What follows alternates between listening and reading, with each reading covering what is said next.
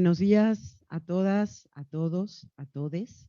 Me da muchísimo gusto, nos da muchísimo gusto desde la Coordinación para la Igualdad de Género recibirles hoy en la continuación de nuestro foro Cultura, Género y Movilidad Humana, Exilios, Migraciones y Desplazamientos.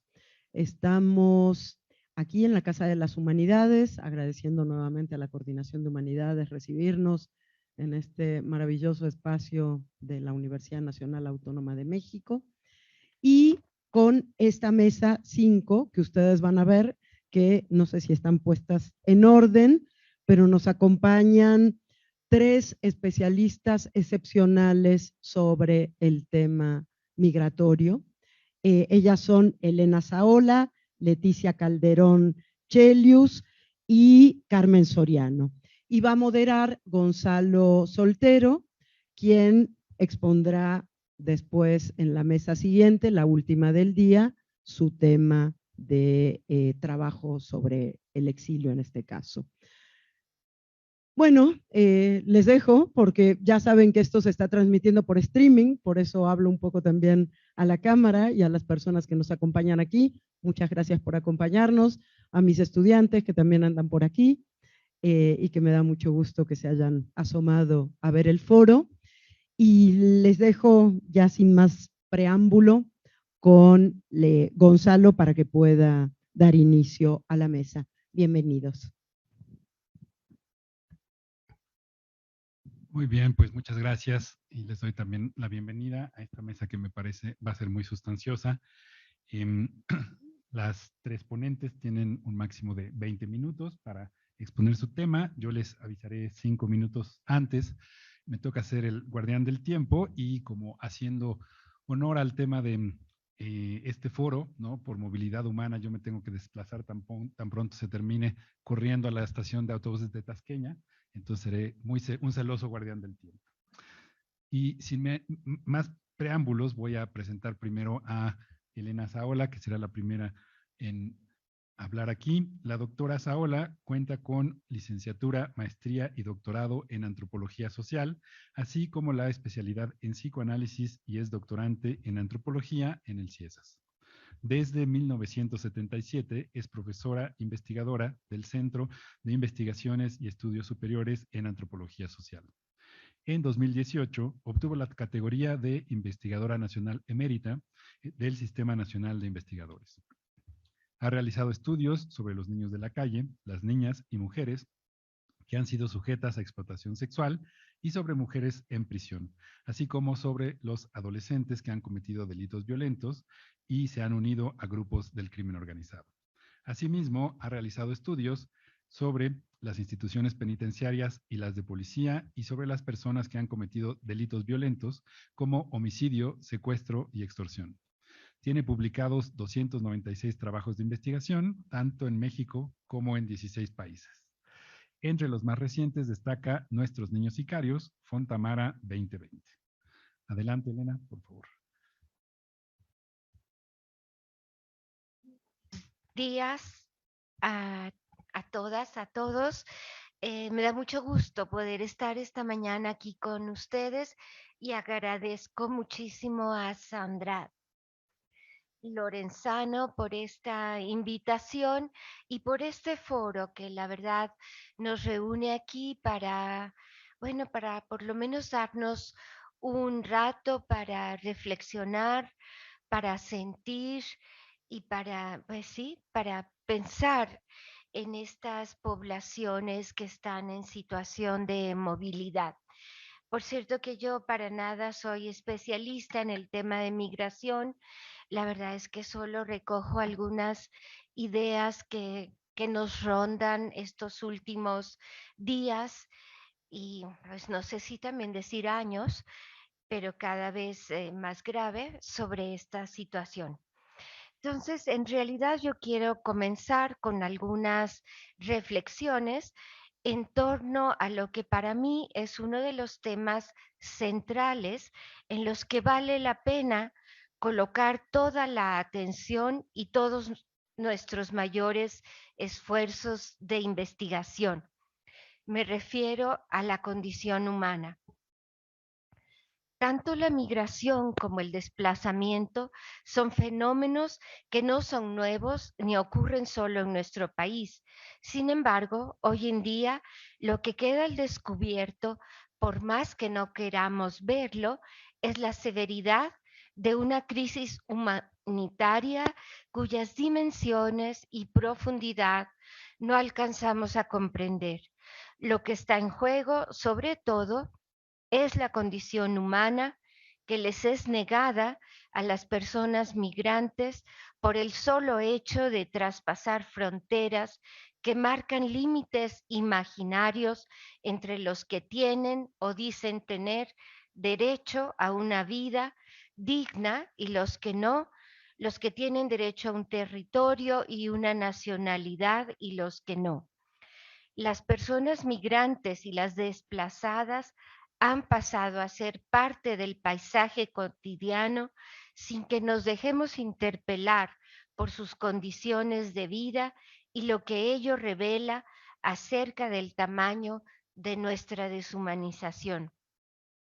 Esta deshumanización se evidencia cuando nos percatamos de que las personas migrantes son vistas también como una apreciada mercancía, no solo para los que trafican con ellas, sino también para los gobiernos de todo signo político, ya que haciendo caso omiso, otra vez, de su condición humana, negocian con su destino y el de sus familias sin tener reparo para expulsarlos de su territorio solo para poder avanzar sus intereses.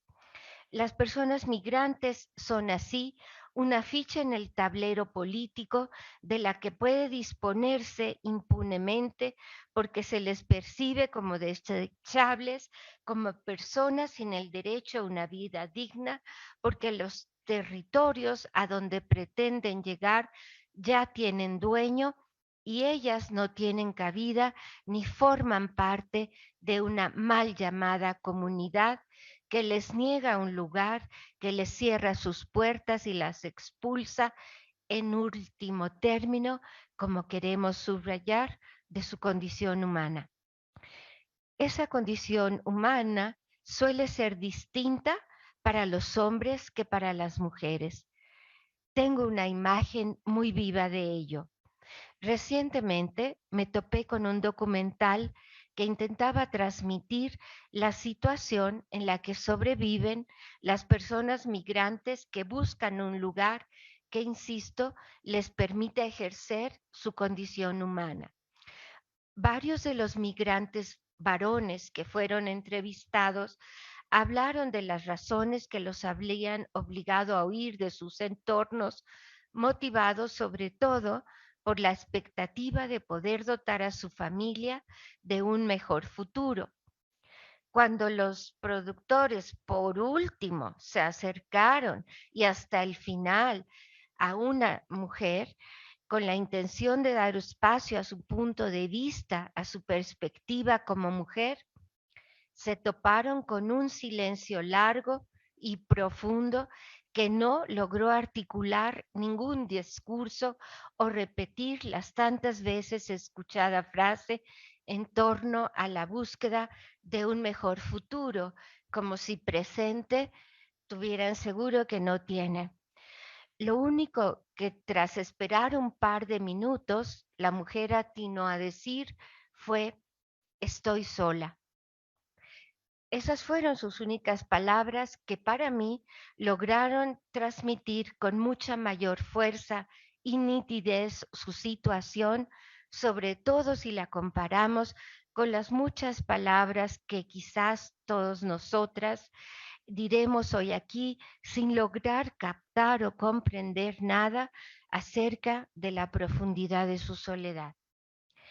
Pero no es tan difícil interrogarnos acerca de la condición humana si tan solo prestamos oídos a lo que las personas migrantes que han sido entrevistadas por los medios durante los últimos días han expresado. Una de las frases que han repetido con mayor insistencia es: también somos humanos. Sin embargo, Por la manera como invocan esta frase una y otra vez, pareciera estar destinada más que nada a sus propios oídos, quizás porque tratan de convencerse de que a pesar de tantos malos tratos y rechazos, aún subsiste o nadie debería poder despojarlos de su condición humana. Uno de ellos dijo, las autoridades mexicanas deberían decirle a sus policías que somos humanos, que tengan un mejor trato con nosotros. Y otro señaló, estuve 5 días en Estados Unidos, luego me deportaron a Ciudad Juárez, después nos llevaron a otros estados en donde nos tuvieron en prisiones federales. Nos trataron como perros. Al final nos trajeron en camiones a la Ciudad de México y aquí nos dejaron varados sin decirnos qué hacer. Ahora pasaré a otro pequeñito unos cachitos de información que tiene sobre todo algunos números que permiten percatarnos de las dimensiones de esta tragedia. En el último año, 2 millones de personas de distintas nacionalidades que intentaron o lograron cruzar la frontera hacia Estados Unidos han sido devueltas a México. Asimismo, durante el presente año, más de 860 migrantes han sido detenidos diariamente en México, casi el doble del récord del año pasado. Y vale la pena destacar que el ejército y la marina han detenido a migrantes sin tener facultades para ello. De hecho, durante 2021, estas instituciones detuvieron al 82% de las personas migrantes. Es por esto que se ha dicho que México ha resultado ser un muro migratorio mucho más eficaz que aquel que Trump soñó con construir. Pero también vale la pena tomar en cuenta que la militarización tiene graves efectos sobre las personas migrantes, aunque de nueva cuenta afecta de manera mucho más grave a niños, niñas, indígenas, así como a personas de la comunidad LGBTI. Para seguir con los números, hay que mencionar que más de 7 millones de venezolanos se han establecido en otros países de América Latina y el Caribe. La magnitud de este desplazamiento es solo superada por la crisis de personas refugiadas provocada por la guerra de Siria. En nuestro país, 40.000 venezolanos se hallan esta noche durmiendo a la intemperie en nuestras calles. No encuentran un albergue, pero tampoco alimentos, servicios de salud o siquiera un lugar que les permita ocuparse de sus necesidades o de su higiene personal. ¿Podemos acaso imaginarnos lo que es vivir expuestos al frío y la lluvia, pero también a la indiferencia, el rechazo y la hostilidad permanentes, sobre todo cuando llevamos cargando a nuestros hijos? Otro dato. En Sonora, el grupo de las madres buscadoras, quienes por cierto viven también una tragedia inimaginable, han reportado recientemente que buscando a sus hijos han encontrado 400 cuerpos. La mayoría de estos pertenecen a personas migrantes que intentaban llegar a los Estados Unidos. Más números. En 2021, más de 133,000 personas lograron cruzar el Darién. La mayoría venían de Venezuela y Haití, pero también de regiones remotas como Senegal, Angola, Bangladesh, India, Uzbekistán, Congo y Somalia. Sin embargo, hay que destacar que en 2021 el 80% de las personas migrantes que llegaron a Estados Unidos provenían de México, Guatemala, El Salvador y Honduras, mientras que en 2022 se incrementó el número de personas provenientes tanto de Cuba como de Ucrania. Las mujeres.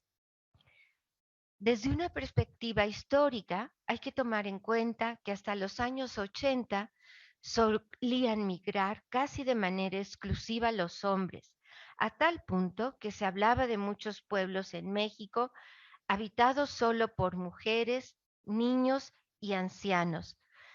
En los 90 comenzaron a migrar cada vez más mujeres, mientras que en la última década hay más niñas, niños y adolescentes que viajan solos o que son llevados por traficantes al otro lado de la frontera con la intención de encontrarse con sus familias, cosa que no siempre logran.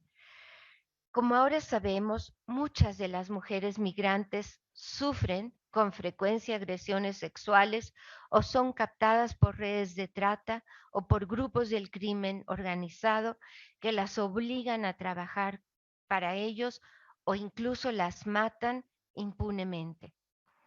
Pero también habría que tener muy en cuenta a las personas desplazadas en nuestro país, que suman ya cerca de 1 millón, a pesar de que tampoco queremos verlas ni escucharlas. Estas personas han tenido que abandonar sus hogares y dejar atrás todo lo que tenían por diversas razones que van desde la violencia hasta los motivos étnicos, los conflictos religiosos, los conflictos comunitarios y también los desastres naturales. Y también son las mujeres, los niños y las niñas quienes más padecen por haber tenido que abandonar sus hogares y andar deambulando de aquí para allá sin un destino fijo. Algunas mujeres migrantes desean ser madres a pesar de todo y a pesar de estas condiciones en las que sobreviven. Por ejemplo, un grupo de mujeres haitianas que se encuentran en un albergue de Tijuana narraron recientemente que 4 de cada 10 de las que estaban ahí, 4 de cada 10 que estaban ahí y estaban gestando, perdieron a sus bebés. Una de ellas dijo: nadie nos ayuda, no queremos que haya más bebés muertos, pero si no tenemos a nadie que nos ayude, ¿cómo nos podemos cuidar y cuidar a nuestros bebés? Queremos ser mamás, pero no podemos. Otra mujer venezolana que se encontraba embarazada dijo: nos devolvieron de Estados Unidos, no nos preguntaron nada, nos pusieron un brazalete y nos mandaron para atrás. En fin, podríamos seguir contando muchas otras historias, pero como de algún modo tenemos que concluir, quisiera hacerlo señalando que también hay, aunque muy pocas, algunas noticias alentadoras. Por ejemplo, algunos países como Costa Rica han implementado políticas migratorias con perspectiva de género y han ofrecido trabajo a mujeres migrantes, facilitando su proceso de legalización. También la organización Médicos Sin Frontera ha ofrecido atención a mujeres migrantes que han sufrido violencia y agresiones sexuales, y Uruguay ha concedido a ciudadanas y también a ciudadanos de otros países el mismo estatus que a sus nacionales en los ámbitos de salud, educación, protección social y trabajo. Pues aquí termino. Muchas gracias.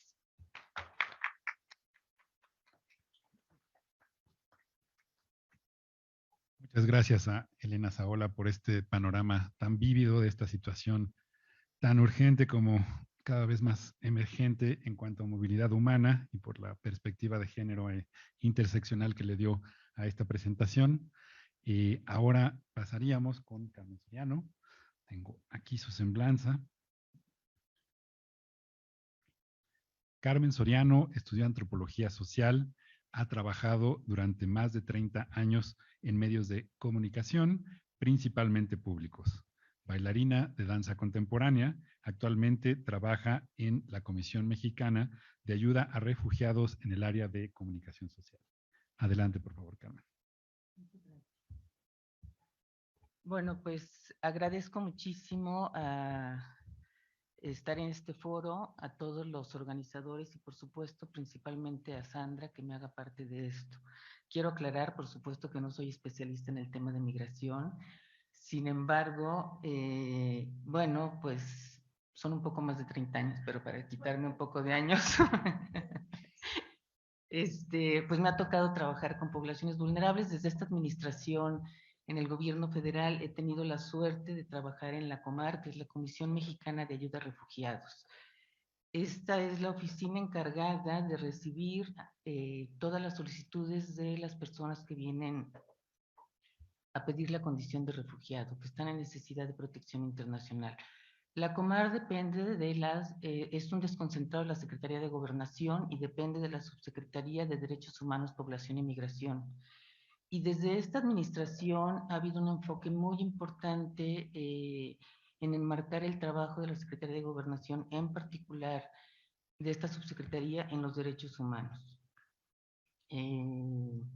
Entonces, bueno, nos ha tocado ver justamente cómo se ha incrementado desde 2013 a la fecha el número de personas que solicitan el reconocimiento de la condición de refugiado, incrementándose de manera muy importante las mujeres, los niños y niñas acompañados y no acompañados.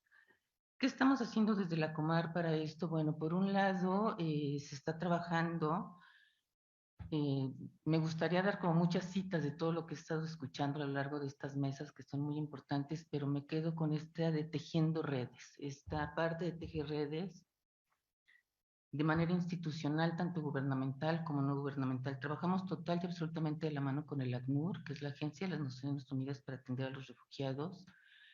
Sin el apoyo del ACNUR, la Comar habría ya colapsado por el número de personas que están solicitando el reconocimiento de la condición de refugiado. Hay una capacitación permanente a todo el personal que llega a trabajar a la Comar, porque hemos estado escuchando a lo largo de este día y cachito de hoy, día de ayer y cachito de hoy, justamente todas estas tragedias que viven las personas en contexto de movilidad. No podemos dejar de lado que las personas que se acercan a la Comar son eso, son personas, o sea, no solo son números, sí, las cifras son devastadoras, pero antes que nada son personas a las que hay que atender desde ese ángulo, desde la humanidad. Es muy importante, muy, muy importante. Si bien en la Comar nos toca cumplir leyes, como a todas las personas que trabajamos en las instituciones, no podemos dejar de lado esta parte. México forma parte del Marco Integral de Protección y Soluciones Duraderas, el MIRS, y en 2019 tuvimos la presidencia pro tempore. Son 6 países que trabajamos que somos parte de este marco y que parte de los objetivos es justamente hablar de las buenas prácticas que se están haciendo con las personas en contexto de movilidad. Ya lo mencionaba nuestra compañera, lo que se está haciendo en Costa Rica y en otros países. Y bueno, en México, a partir de esta presidencia pro tempore, se instalaron las mesas interinstitucionales para trabajar justamente con algunas secretarías que puedan estar cumpliendo los derechos que tienen las personas en general en contexto de movilidad y en particular las personas que llegan a la Comar a solicitar el reconocimiento de la condición de refugiado. Una vez que ellos llegan a la Comar y tienen su solicitud, tienen un CURP, tienen un CURP temporal que les permite tener una identidad. Y con este CURP temporal pueden tener acceso a la salud, al trabajo y a la educación. Entonces son 4 mesas temáticas que apoyan, que trabajamos directamente con la Secretaría del Trabajo, con la Secretaría de Salud, con la Secretaría de Educación y con RENAPO, que es quien otorga el CURP. En el momento en que la persona hace su solicitud de reconocimiento de la condición de refugiado, está protegida de no devolución a su país de origen. Entonces, bueno, esa es una parte que me parece importante comentar, poner sobre la mesa. Estas mesas temáticas están instaladas ya en varios estados, en Chiapas, en Jalisco, en Baja California, esta es una de las cosas que hemos hecho. Otra de las cosas es que había 10 oficinas, había 4 oficinas de la Comar cuando nosotros llegamos. Ahorita hay 10 entre oficinas y representaciones, o sea, esas 4 más otras 6. Estamos como tratando de cubrir y abarcar más este tema. Y una última cosa que quisiera comentarles desde esta parte que estamos haciendo, es un trabajo que estamos haciendo de la mano con CONAPRED y con ACNUR, que son unas jornadas contra la xenofobia y la discriminación en diferentes estados de la República.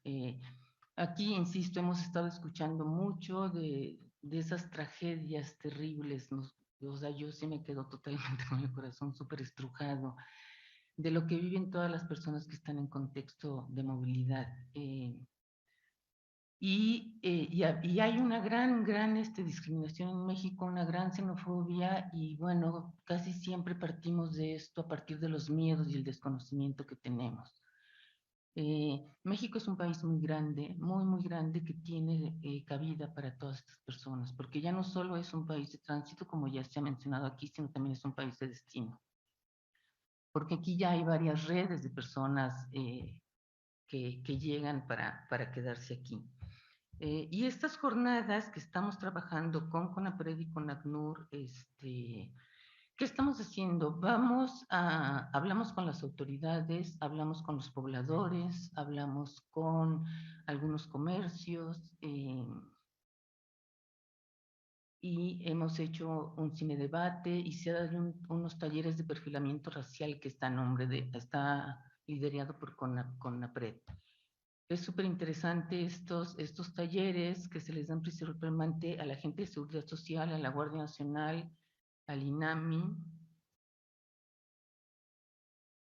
principalmente. Y bueno, pues es muy impresionante los testimonios que escuchamos ahí, las cosas que escuchamos de pronto de la gente de seguridad, y al mismo tiempo cómo llegan cuando empieza el taller y cómo se van con alguna reflexión.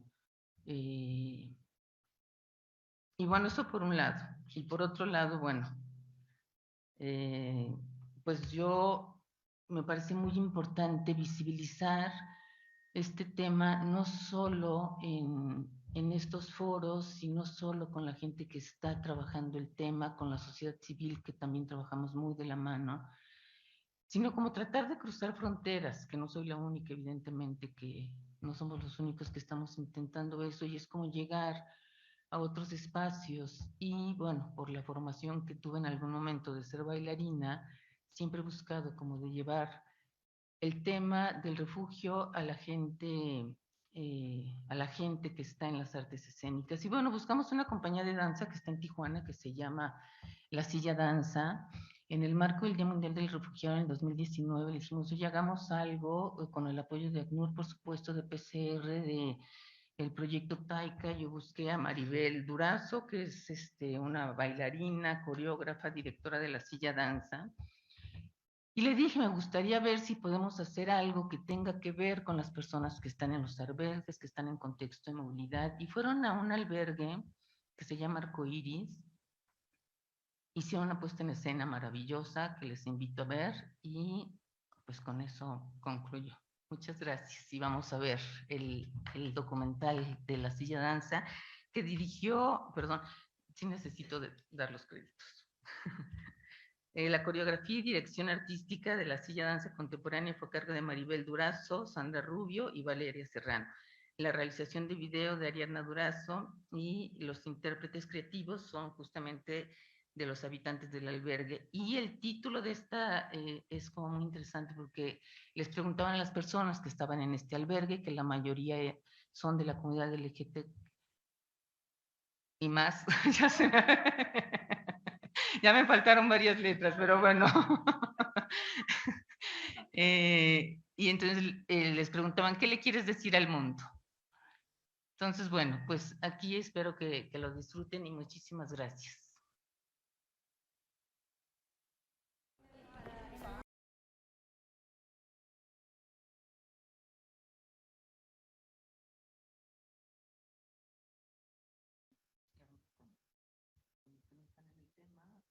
Carlos. Creo que para la gente de la silla danza, aunque están en Tijuana y sí es una realidad que viven siempre, vincularse con el tema del refugio, con la Comar, con las instituciones y en particular con el albergue fue también como muy enriquecedor para ellas. Pues muchas gracias a Carmen Soriano.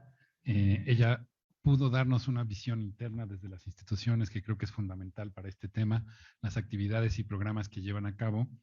Y creo que también es interesantísima esta aproximación tan interdisciplinaria que de lo duro que son estos temas, estas realidades, ¿no? Nos llevó aquí a este otro proyecto. Yo creo que el video es buenísimo para capturar muchas cosas, es algo que yo voy a usar con mis estudiantes, ¿no? Porque sirve para mostrar, evaluar una serie de cosas.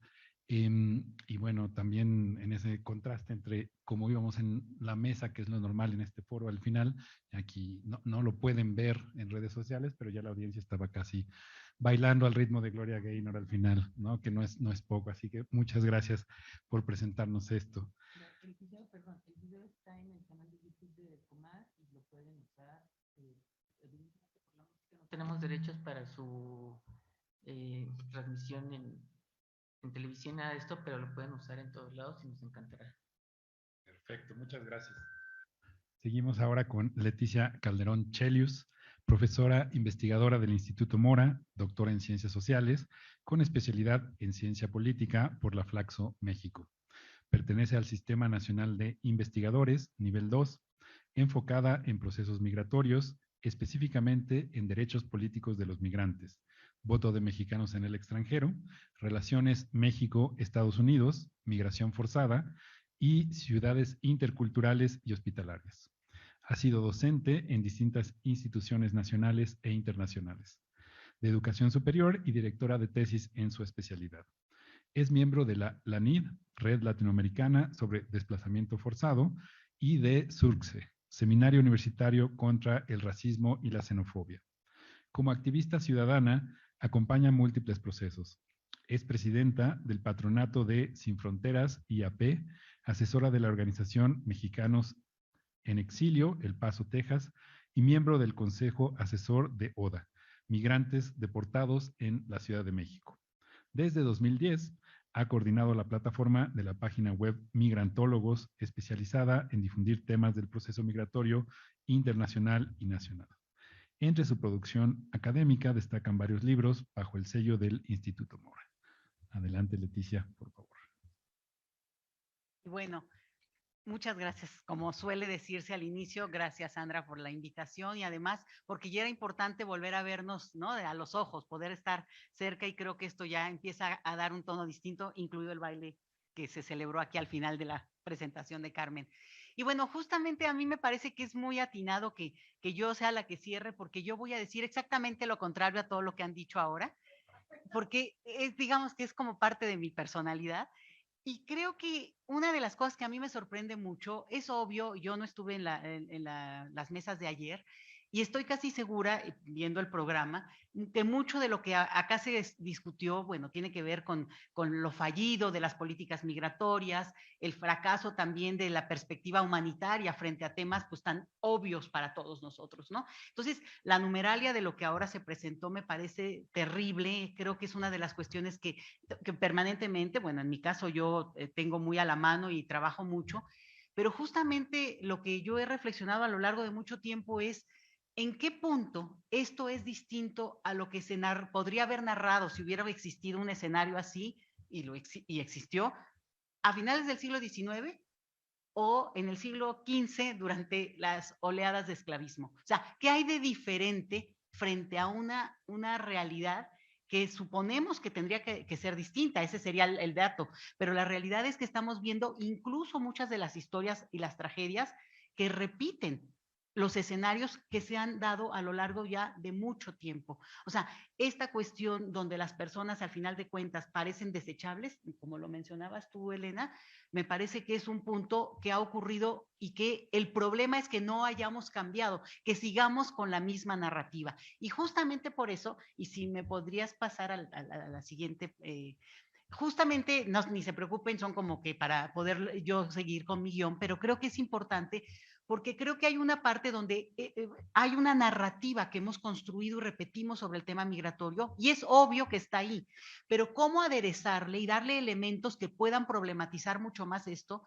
Y de alguna manera yo recuerdo mucho, no sé si alguien más estaba acá antes de la pandemia, ¿no? Aquel mismo evento, Sandra, donde hubo también una participación y una parte muy, muy dura en términos de la nostalgia que la poesía provoca de quienes saben que se movieron de ese lugar donde habitaban. Y entonces justamente una de las cuestiones es retomar y rediscutir este tema de la victimización como la única salida posible a la migración. Y por eso me encantó el video, porque justamente saca de ese lugar de una persona fija que está ahí permanentemente, y digo yo acá, como veleta de su propia tragedia. Y al final de cuentas, esto es resultado, digo, no voy a decir ninguna cosa que sea hilo negro, de una desigualdad que provoca este tipo de experiencias y las provoca a consecuencia de que se beneficia un mercado internacional y un escenario económico internacional, que por cierto yo siempre me peleo con la idea de que no, la migración no es natural al ser humano. O sea, el ser humano es sedentario por naturaleza. En cuanto uno agarra y dice, de aquí soy, de aquí no me mueven. El problema es cuando se forza esa movilidad, ¿no? Es justamente, creo que lo contrario a lo que a veces nos repetimos. Entonces, en ese sentido, creo que hay una reiteración muy fuerte, muy recurrente al uso del tema de la migración como una tragedia permanente, que lo es, por supuesto, y las experiencias lo son, pero justo el punto que yo quiero enfatizar acá es que ese proceso tiene una serie digamos, de momentos que tendríamos que reflexionar para también poder atenderlo en términos, digamos, de lo que tendría que ser la política humanitaria del mundo y no de los países solamente, y voy a ir a eso en un ratito, eh, para poder verlo también como ese otro proceso. Yo siempre hago una encuesta, no la voy a hacer aquí, pero siempre pregunto, ¿quién nació en la Ciudad de México? Levanten la mano.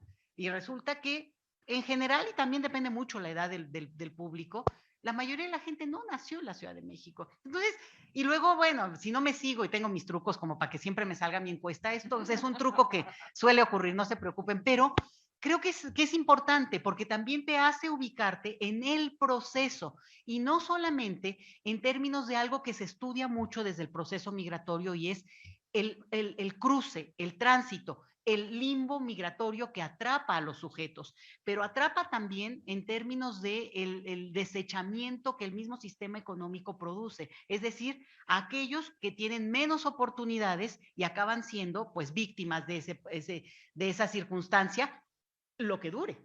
Y lo que dure puede ser a lo largo de muchos años. Entonces, ese limbo que se vuelve un tiempo de espera, se vuelven de alguna manera, en algunos casos, exilios eternos, porque son retornos imposibles o de tan largo plazo que, digo yo ahí no estoy como para decirlo, pero es obvio que se vuelven imposibles en el sentido emocional incluso, ¿no? Y entonces las personas de alguna manera siguen cargando esa idea de la migración, de ser migrantes, cuando dejaron de ser migrantes en esta idea del tránsito. Y creo yo que sí es importante que lo veamos, porque el tratamiento y la atención que tiene que darse a circunstancias tan diversas ameritan esta como separación y no repetir permanentemente esa narrativa.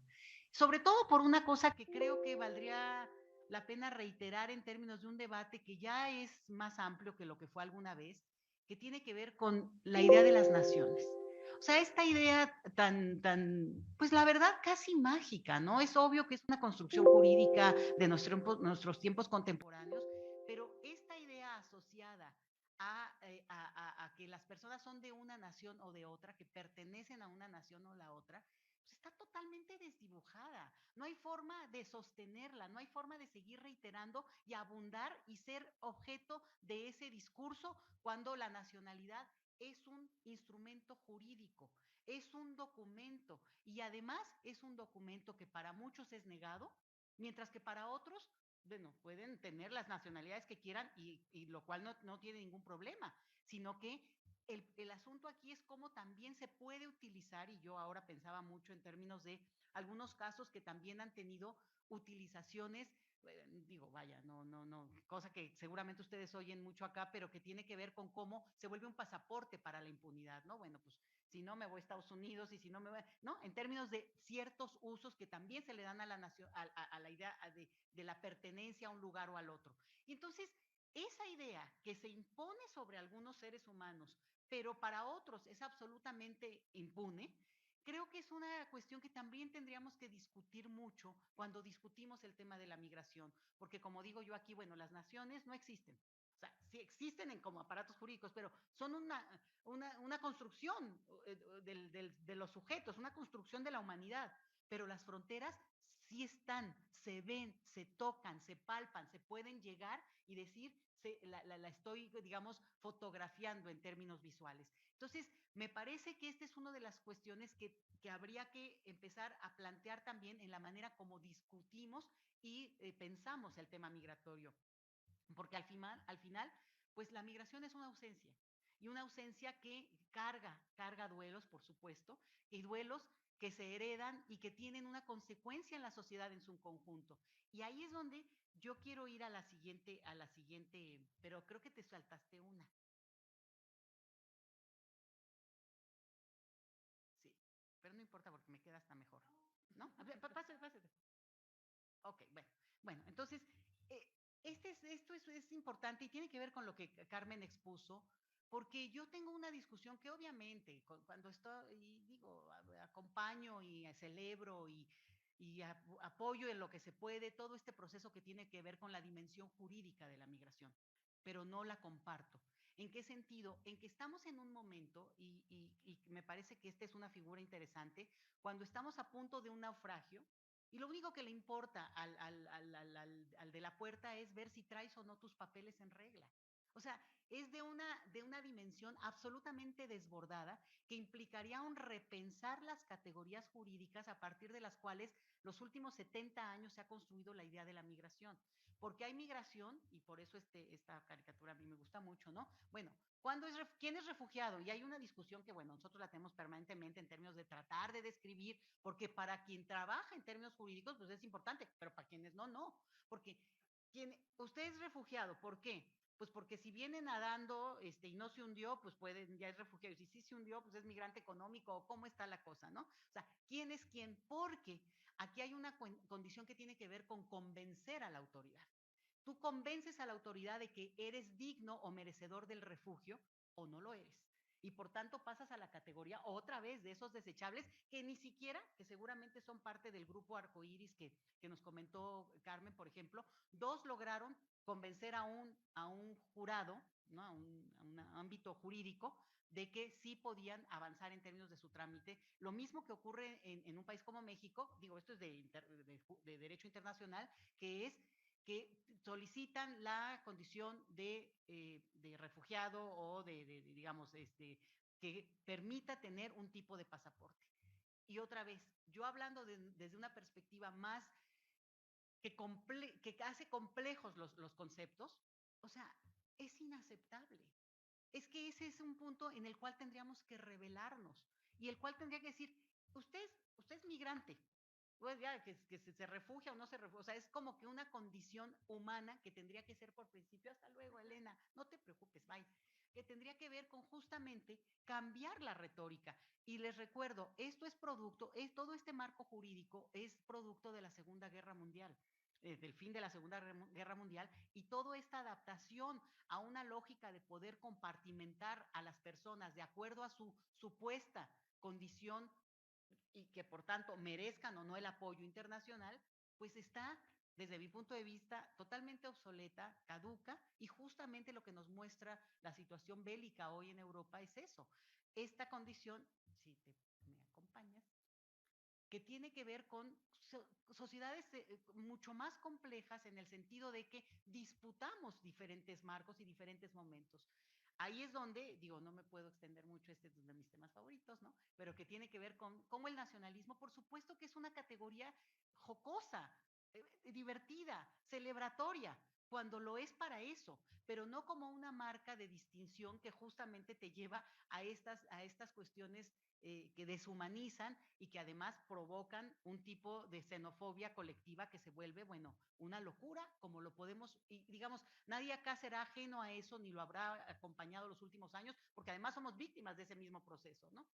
Y en ese sentido, creo que hay algunos de los elementos en los que también hablamos y repetimos, y lo digo también desde el ámbito académico, muchos de conceptos en los cuales el concepto sirve para ordenar, sirve para darle una continuidad y poder poner, digamos, hasta fechas en los planes. Pero no puede ser que disminuya el proceso.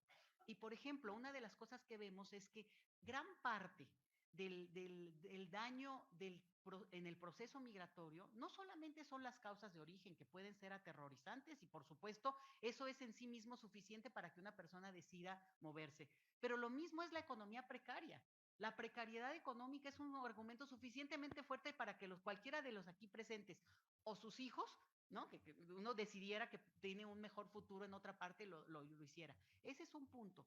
Pero el otro tiene que ver con justamente no solamente ese origen, ese tránsito del que he hablado, que es como la categoría en la que imaginamos mucho más o se reflexiona. Esos son los migrantes. No, yo no, ¿eh? Esos son los migrantes. Pero entonces el punto que me parece importante es que dejamos, y es otra categoría, como que si se pospone, como que si no se empalma, que es el proceso de integración, del momento en que se da un encuentro y en el cual efectivamente hay una interacción de los sujetos más allá de su nacionalidad. Y la nacionalidad, decía yo, puede ser, y a mí me encanta esto que es, bueno, ¿y tú cómo le dices a los frijoles? Y acá cómo le decimos al maíz, y cómo se visten o por qué usan esos colores. Eso está bien y me parece que eso es lo que hay que celebrar. Más que eso, francamente, digamos, acaba uno como en términos de los lugares comunes de esta diversidad que no me parece que hay que alimentar desde lugares que marcan, ¿no? El lugar de origen. Y yo déjenme que les diga que, bueno, ¿no? Esto que yo pongo acá, ¿no? La nacionalidad no existe. Son los papás que además siempre mentimos, ¿no? ¿Por qué? Porque yo les comento que, digo, estoy hablando en términos de una abstracción deseable además, ¿no? De compartirles. El lugar de nacimiento es una construcción absolutamente falaz, inexistente. No hay un ser humano en el planeta, ninguno, absolutamente ninguno, que pueda constatar el lugar donde nació. Simplemente porque no tenemos conciencia de nuestro ser en ese momento. Y por eso digo, bueno, pero mi mamá me dijo, sí, pero las madres mentimos, ¿no? O sea, hay una parte donde lo sabemos muy bien, y yo hace no mucho leía un número fantástico de la revista del CIDE, de migraciones y de diversidad, no me acuerdo cómo ahora se me fue el Istor, que era sobre capítulo buenísimo que hablaba de cómo la comunidad, sobre todo los chilenos, iban a un pueblo en el Estado de México a traer el acta de nacimiento para quitarse de problemas con el Estado mexicano hace 40 años, ¿no? O sea, de esas historias está alimentado el proceso migratorio, no solamente en el tránsito, no solamente en el limbo, no solamente en la espera, sino también en esas formas de adaptación y de hacerte a la vida del lugar. Cuando uno de los mayores obstáculos, decía yo, no solo es las razones del origen, no solamente lo que tránsito, que puede ser igual en avión, igual llegar con mejores condiciones, pero el tránsito es tránsito, vamos. ¿No? Eso es como esta necesidad de moverte, es una condición de movimiento prácticamente. Pero el otro gran obstáculo para poder hacer esto menos duro es la barrera burocrática de lo jurídico.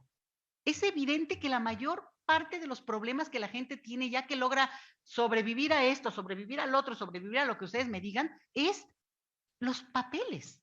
Un papel que diga que sí tengo derecho. Y esa condición que nos deshumaniza a todos, me parece a mí que tendríamos que ponerla en el punto desde donde estamos y seguimos discutiendo la migración.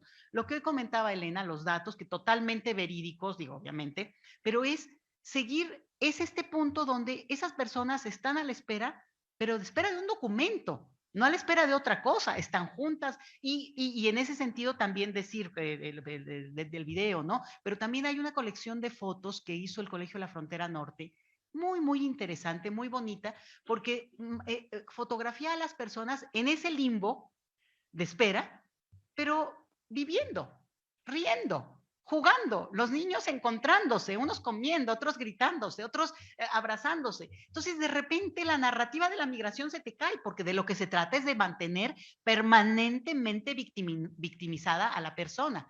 Y tampoco se trata de decir, ay, bueno, se la están pasando bomba, ¿no? No, pero sí es esta otra parte en la cual ese otro anecdotario se tiene que incluir.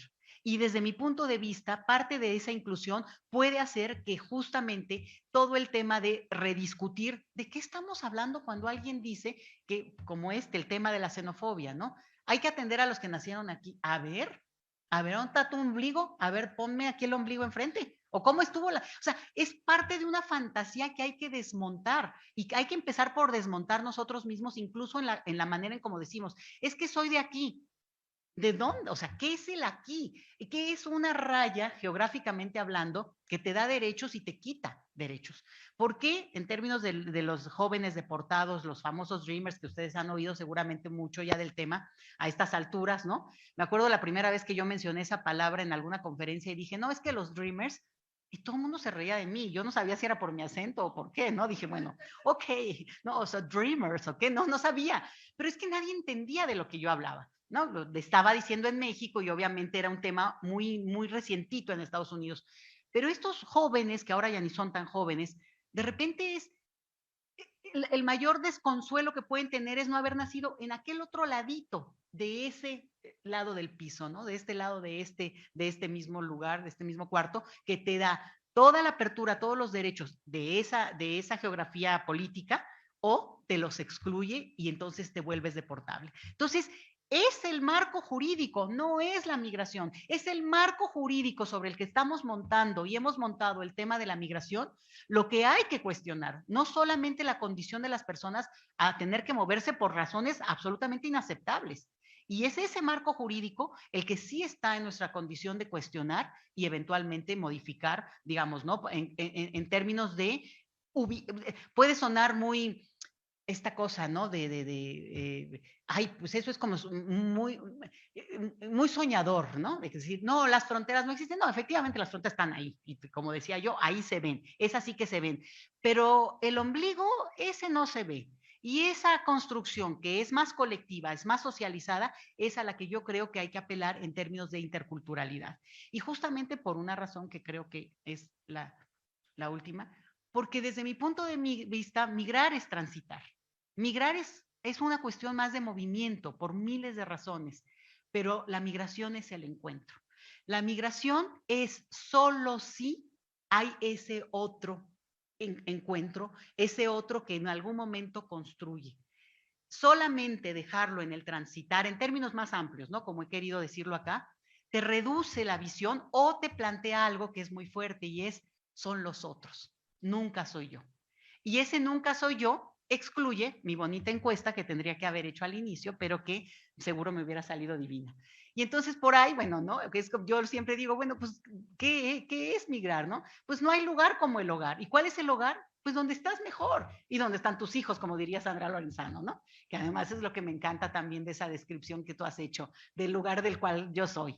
Y bueno, para acabar con eso y poder, digamos, sintetizar la idea de que la migración es el encuentro y no solamente un proceso que va pasando por allá y entonces lo vemos y entonces son venezolanos, son haitianos, son ucranianos. Es que son y somos, y en el somos es donde entra otra forma de reflexionar del tema migratorio desde mi punto de vista. Y para esto, y en honor también a nuestra anfitriona, para que pueda ser de ser otro, salir de mí, buscarme entre los otros que no son si yo no existo, los otros que me dan plena existencia. Eso es la migración. Gracias.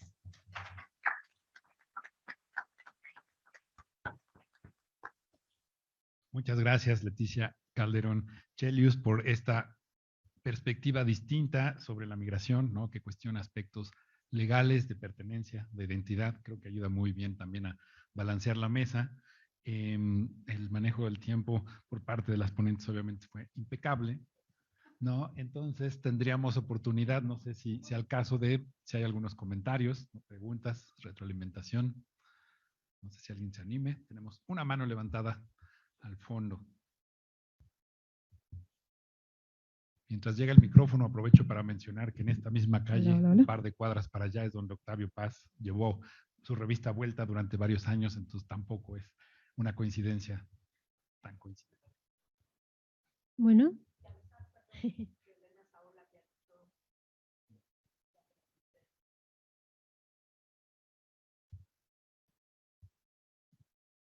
Bueno, es que me dio curiosidad. Quería saber qué le pasó a los otros chavos del video, los que no lograron tramitar sus papeles. O sea, solo son 2 y yo vi varios, no sé, me dio curiosidad saber.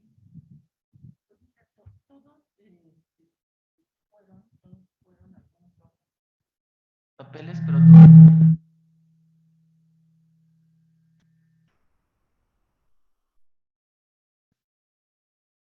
cuando se terminó el video eran 2, pero todos se fueron, todos se movieron. Su objetivo era ir a Estados Unidos y algunos se fueron con papeles y otros sin papeles, pero todos se fueron.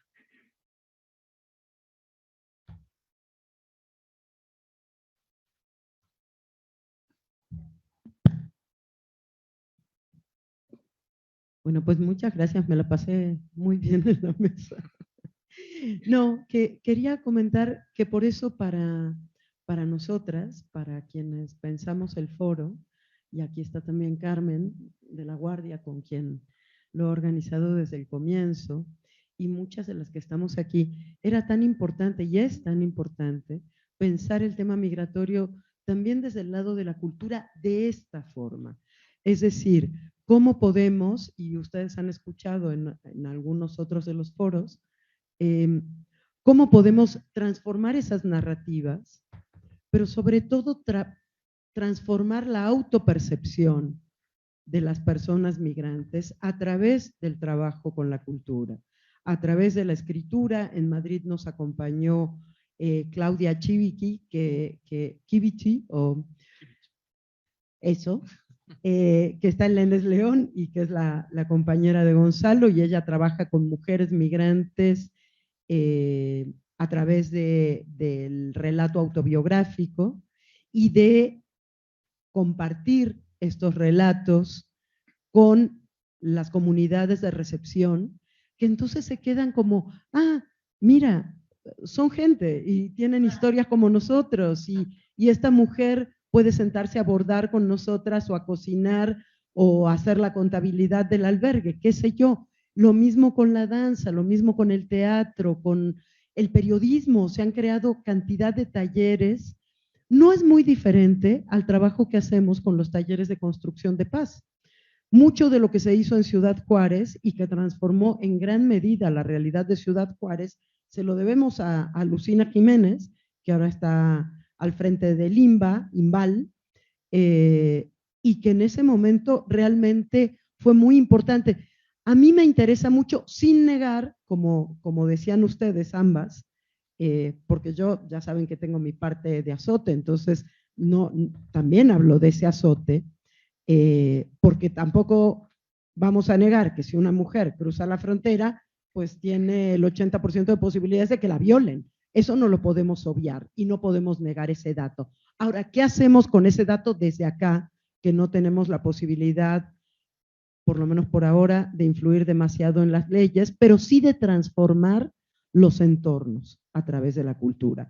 Porque si no tenemos la convicción de que eso podemos hacerlo, nos deberíamos dedicar a otra cosa. Y sin embargo, aquí seguimos, ¿no? No sé, 30 años dijeron de Carmen, tú 20, no sé, ahora todo el mundo se le ha dado por poner cuántos años lleva metido en el tema, en los currículum, en las semblanzas, y realmente me gusta porque es una manera de mostrar que estamos convencidas de lo que venimos diciendo desde hace 20, 30, 40 años, ¿no? Entonces, me gustó la aproximación, no niega los horrores que vimos ayer, no niega el trabajo que hay que hacer a nivel, por supuesto, no es lo mismo la migración esta que la de fines del 19 que la del medioevo, ¿no? El capitalismo neoliberal ha transformado los movimientos migratorios en un infierno mucho peor que lo que era en otras épocas. En el medioevo supongo que era igual de infernal. Pero a fines del 19 es verdad que las oleadas migratorias que llegaron a los países nuestros, de Estados Unidos hasta Ushuaia, pues llegaban en otras condiciones, aunque tampoco supongo que era tan simpática la llegada y dependía de muchas cosas. Pero me gusta pensar, ayer estuvo Tania Ramírez, ¿no? Que ahora está en Redim, en la red de derechos de la infancia de México. Pero Tania, como directora de Redim, pero sobre todo como fundadora del grupo Hijos, como hija de desaparecidos, a mí siempre me sorprende lo que ella dice y que dicen todos los hijos e hijas de desaparecidos. Cuando se les pregunta cómo puede ser que vayan con esa sonrisa por la vida, ¿no? Y entonces ella siempre dice, y para mí es una enseñanza de vida para siempre, lo único que no nos pueden quitar es la alegría. Así que la alegría es una de las armas fundamentales que tenemos contra el horror. Y ella habla de desaparecidos de México, ¿eh? No estoy hablando ahora del Cono Sur, ni de cómo se aguanta una madre o una abuela de Plaza de Mayo de no comprar un revólver de esos que están entrando por miles al país y salir a matar a quien torturó a tu hijo, o los padres de Ayotzinapa, o lo que queramos. Y entonces esta idea de la alegría no es para negar, la alegría es para transformar esa narrativa y poder construir desde otro lugar, ¿no? Bueno, solo quería decir eso y agradecerles, pues esta mañana que casi nos pusimos a bailar. Le debía yo una fiesta a Carmen de la Guardia, que ustedes se la han dado. Muchas gracias.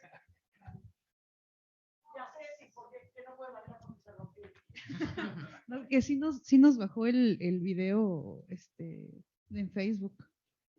Sí, salió de inmediato el mensaje de tienes que terminar tu transmisión porque Por la música. por la música.